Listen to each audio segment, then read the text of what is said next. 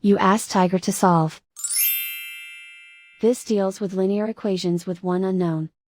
The final result is x equals -2. Let's solve it step by step. Group all constants on the right side of the equation. Add 4 to both sides. Simplify the arithmetic.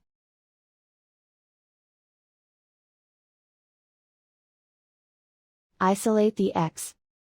Divide both sides by -6.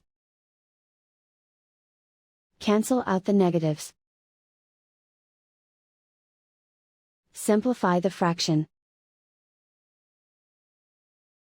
Move the negative sign from the denominator to the numerator. Find the greatest common factor of the numerator and denominator. Factor out and cancel the greatest common factor. And so the final result is x equals -2.